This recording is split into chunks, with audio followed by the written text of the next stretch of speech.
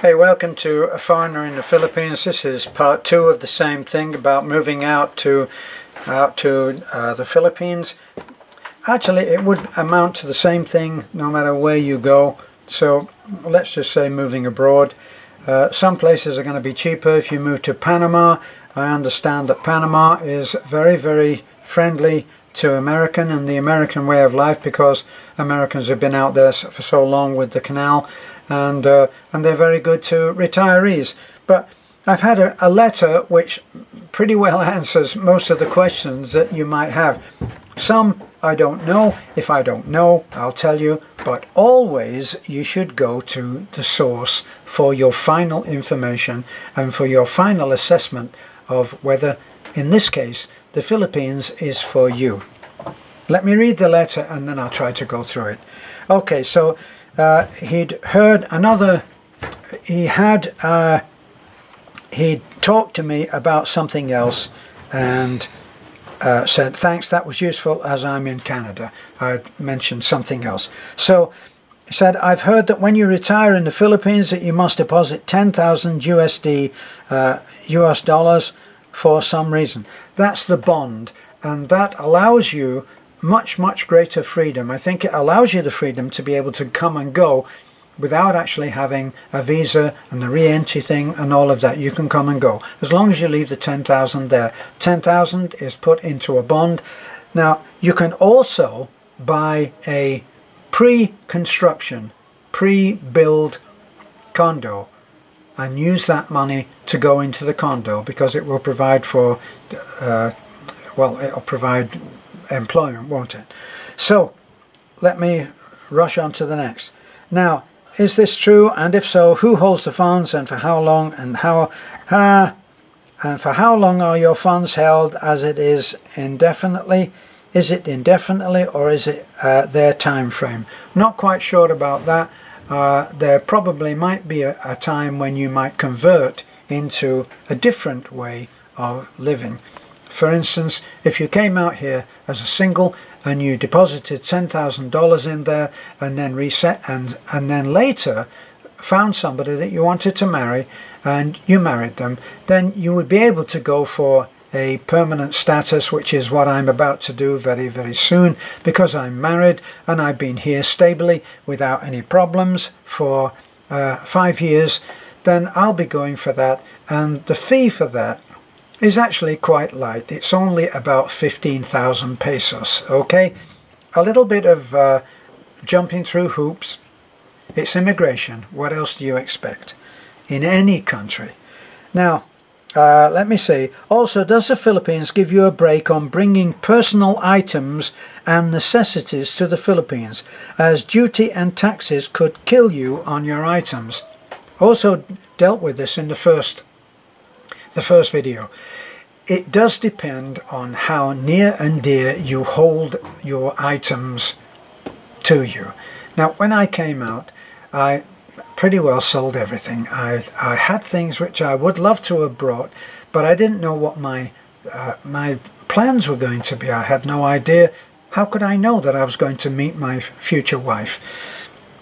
So it really does depend on what you plan. For instance, if you are so well heeled that you can afford to plan ahead and say, have a house built, as a friend of mine has now done, one of our visitors, he's having a lovely house built. It's quite a large house, and I'm taking it that if he really wanted to bring all of his stuff here, he could afford to do that. I've heard, and this is only what I've heard. It's anecdotal information, which you should not go on as being gospel. But another expat told me, and he was waiting on having a container delivered. And he mentioned that if he would love to have brought out his lovely Ford Ranger, which wasn't that old, and he said, but they would have charged me so much tax that it would not be worth it. So he decided against that. But he's bringing out a container and it's got all kinds of stuff in there. So you might be in the lap of the gods when you go through customs. And if you listen to the wrong people or the right people, let's face it, sometimes what is wrong for you might be wrong, might be right for me. It depends. If you're willing to take a chance and grease some palms, then maybe you would be able to bring your stuff out and do what has to be done in order to get it through customs. So do they give you a dollar limit on personal stuff you own to bring in with you? And I'm not talking about clothes, but other items. And if so, what is the current limit on that also? I don't know that they do a current limit. This is the thing.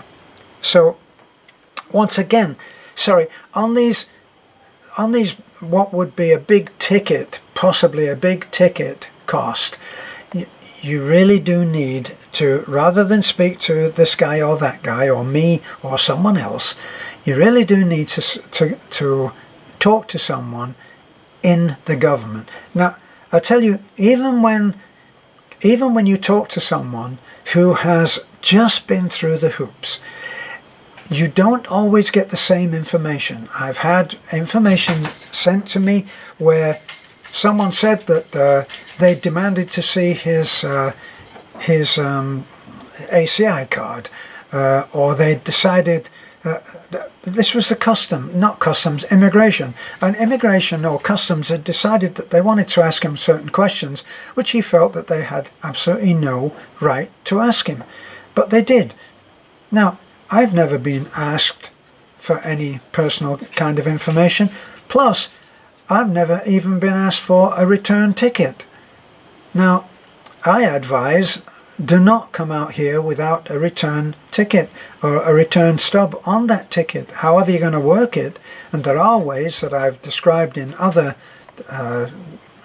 videos.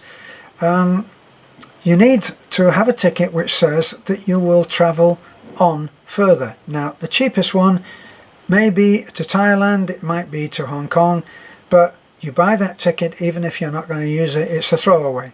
Now, here's the rub. They may not ask you for it.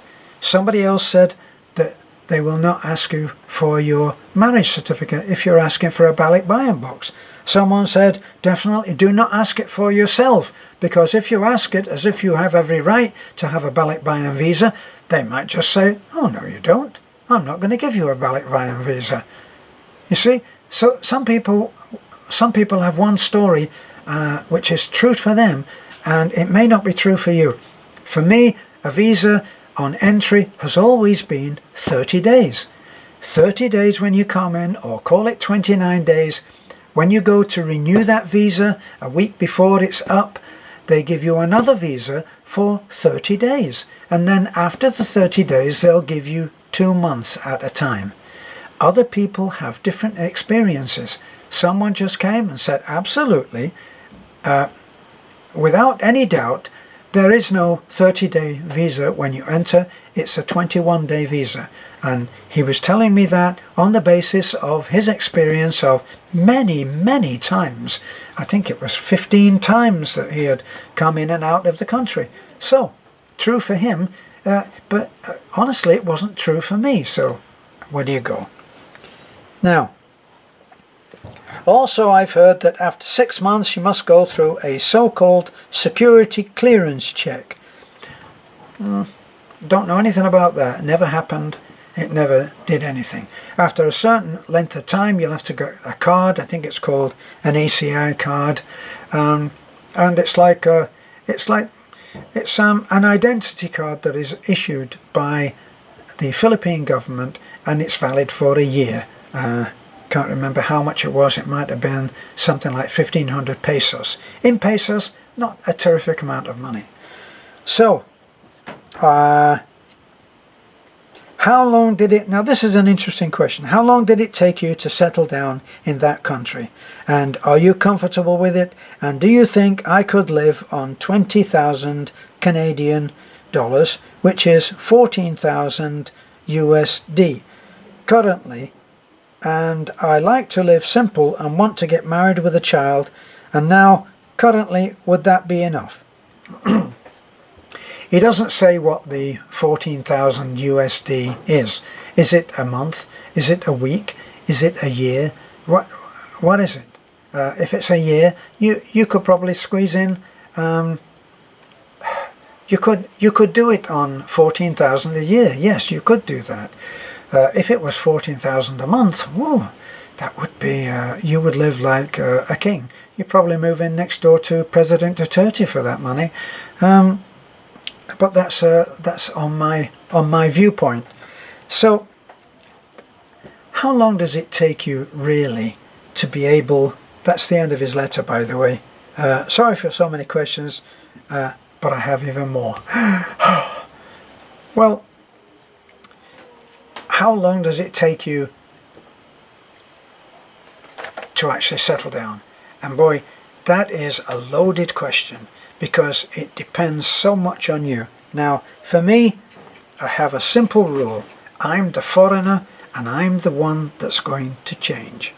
And it does seem like a no-brainer to me, but then that's me. And the way that I respond to something is not going to be the same as the way that you respond. Or maybe it is. But the important thing is that you keep in mind that you are the foreigner. And I think that this is so important. Because if you, believe me, if you go out there and you act like the all-knowing, arrogant foreigner, you can be on risky ground, because this is the country of the Filipinos. It's their country. I actually used to make a joke when I was driving along with my son when I first came out here, and we were in San Fernando, and we'd be driving along the road, and there'd be some young guy, and he'd be walking along the road. He'd be walking in the same direction as the traffic, and he'd be a couple of, like a meter or a little bit more, 3 or 4 feet out in the middle of the road. And I'd make a joke, and I said, look at him, he's walking along as if he owns the place. And then I said, actually, he does. He's a Filipino. So, you be careful. Don't carry a war behind you. Leave the war at home. Make this your home. Leave the war, whatever war you've been fighting all your life, you can leave that behind you, and you can come out here and you can find a new life. When I first came out here, everybody has a different viewpoint. When I first came out, I was chatting to people that I made friends with at the Edgar and his wife at the Ambercon hardware store, and they helped us a lot back then, and still do actually.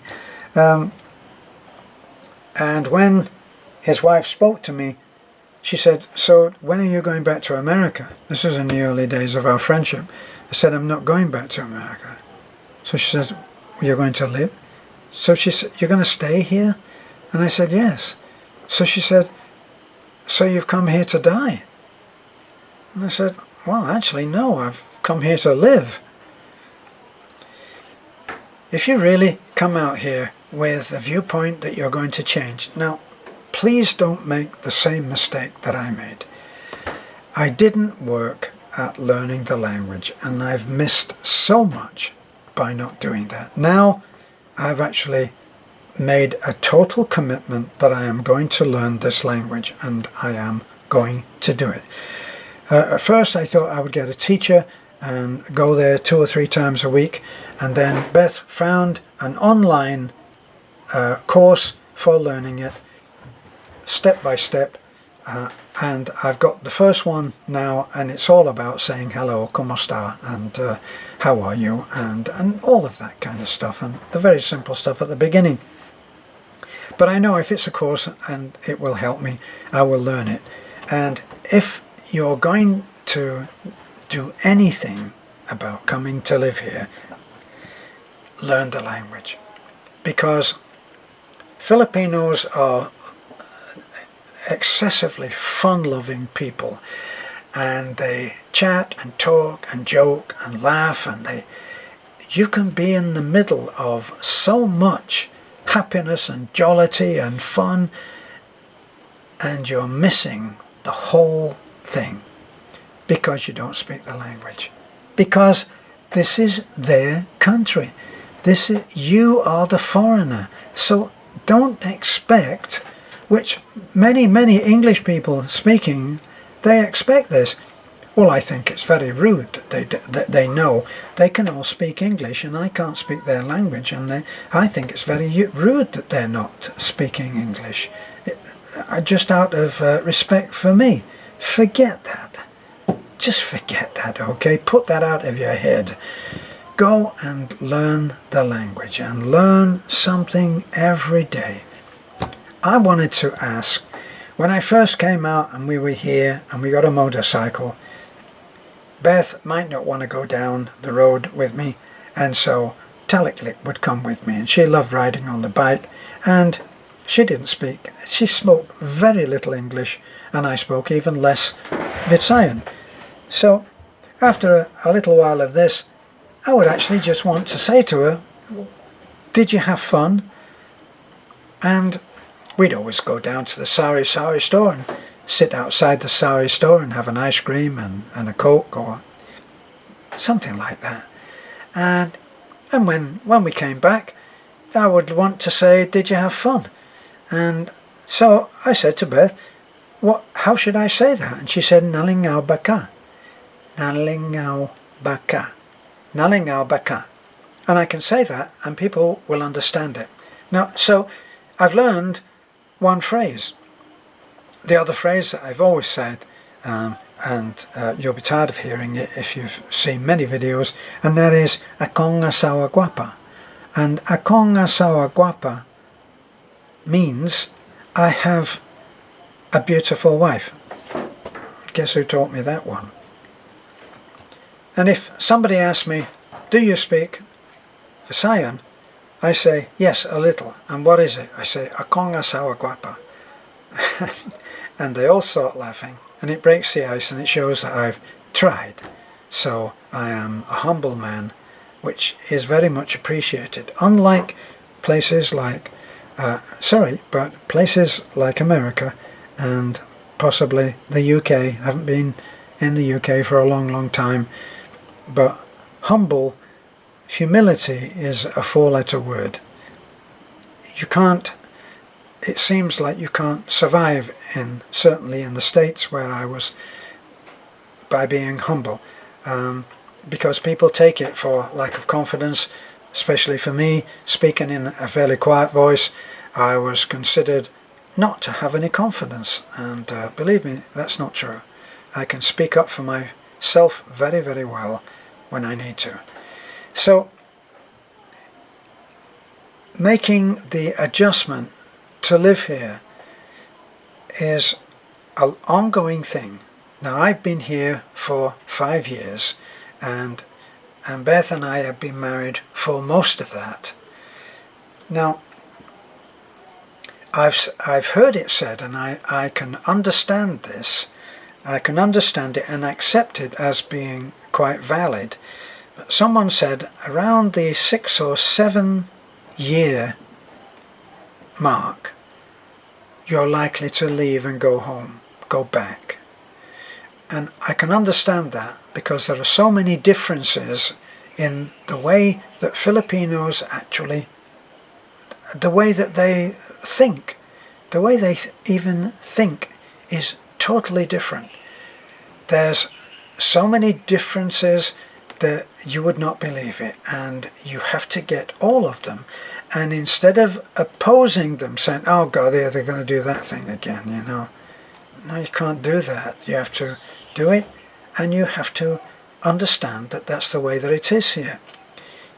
If you're going to drive in the Philippines, you would be best advised to do it, if you're in the province, you'd be best advised to do it in the daylight.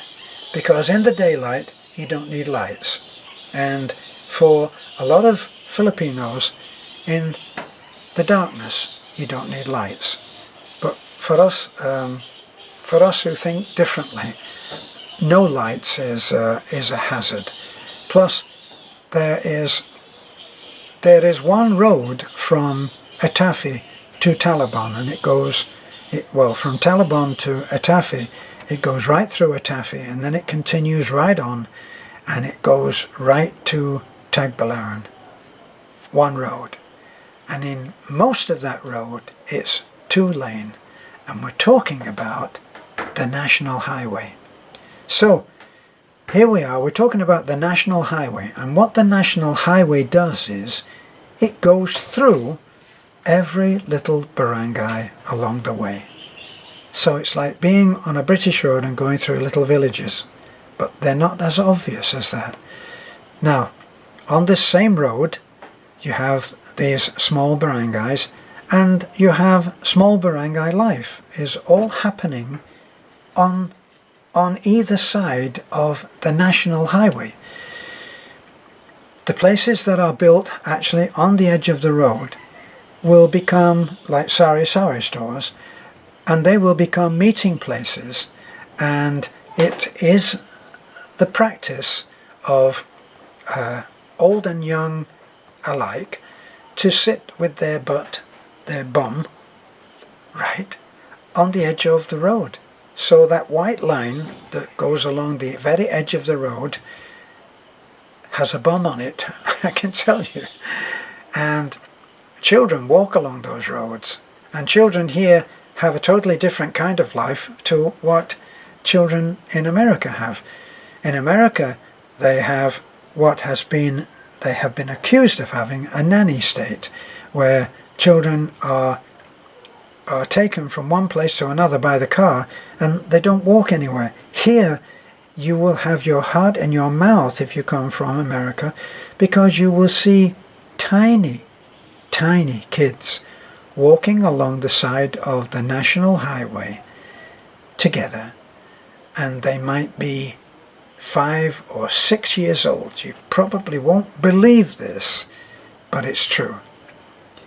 And so being on the road at night is, for me, is something that I avoid at all costs.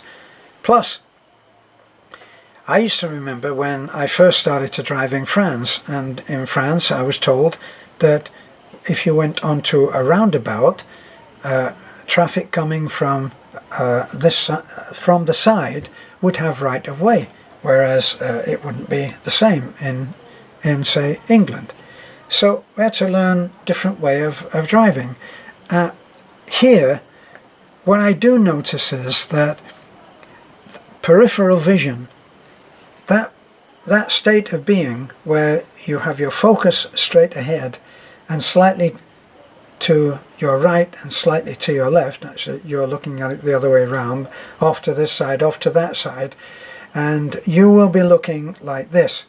But peripheral vision is one in which you're aware of things coming from this side, far side, and this far side too. Plus, in America, you are trained. You receive training to drive. You receive training to ride a bike. And you receive training to do these things. And you've been receiving training probably all your life because your dad taught you how to drive just by saying, be careful about this. When you start driving, this is going to be it.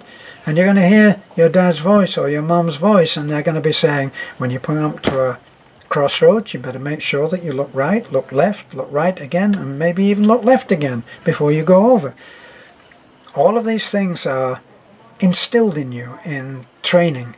And even things like, and we've had a feeding frenzy on this in the last days. Litter, it simply is not the same. When I go to church, if we have say ice cream, we have ice cream, and every kid there gets ice cream. 60, 80 kids, 100 kids, and they all get an ice cream. And if there's a wrapper on it, they will take the wrapper off and throw the wrapper down. And then after the whole thing is all finished, Pastor Timio and his helpers will go and they'll clean the area up. Children are not taught that here. Now, you can say all you like, all day long, all week long, all year long, and it's not happening here. So if you move in and you move into an extended family and you start laying the law down about, well, you know, well, we're not having this, all this trash and everything, and no one will want to be in the room with you, okay? So choose your places that you want to fight. Choose them, and choose them very wisely. Personally, I've learned to put up with a lot of things which would never have been okay for me, but I'm not prepared to be a behavior policeman. Someone very rightly said to Beth, don't eat with your knees up on the stool. Beth, well, I can't do it because I'm just not supple enough. But Beth can sit as if she is squatting, and her knees will be up here. Up here. You don't eat like that in the West. It's not done. You eat with a knife and fork. Here you eat with a spoon and fork. And in the UK, my mother, I can still hear my mother's voice. It says, keep your elbows off the table. Don't eat with your mouth open. Don't talk with your mouth full. Don't put your hat on the table. Don't sit at the table with your hat on. What's the matter with you? Don't take your hat off and put it on the table. Don't put a comb on the table. All of these things I learned when I was a kid. Sit properly. I'm sure that I'm not the only one. Now, will I come out and start being everybody's mother? I don't think so. So, a lot I put up with. Now, when I was in America, even in America, things were different. I would see people, young guys, I would see them in a restaurant eating with a baseball hat on and with one foot up on the bench or seat, wherever they were, and their arm on their leg up here. And when I was in China, I would hear people burp. And I've seen people in China smoke. And I've seen one group that I went with, the man was a policeman, he actually spat on the floor in the restaurant. Things are different in different countries, and the country that you are choosing, which we're talking about, Philippines, is also different. Now, you've got to get used to it, you've got to accept it, and you've got to work out whether you can do it. You know, there are lots of people that think that they can hack it in a mixed marriage. I'm in a mixed marriage.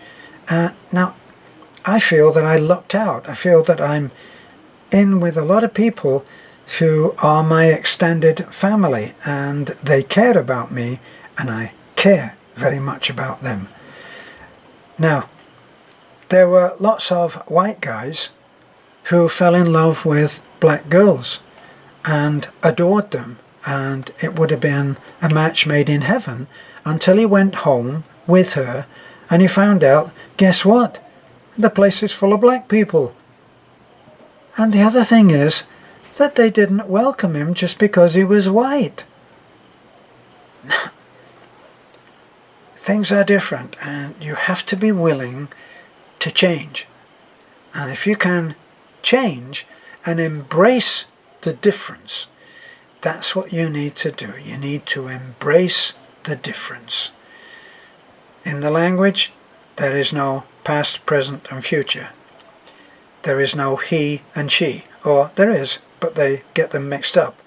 If you ask for an answer to a question and you say, shall we go here or shall we go there? You might get the answer, yes. It's different. And if you go and you're out somewhere and you want to say hello to someone and you go, hi, like that, and they look at you and go, that's hello.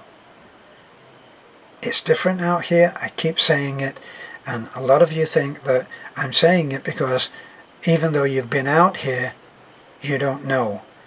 That's not my intention. If you know already, great, then we both know. But I bet there's still a long way to go on change. Certainly there is for me. I'm a work in progress.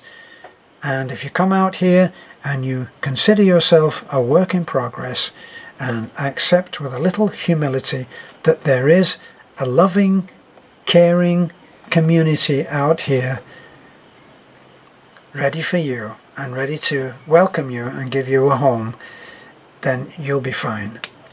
This is a foreigner in the Philippines. See, I've gone over 30 minutes again. What's the matter with me? Bye for now.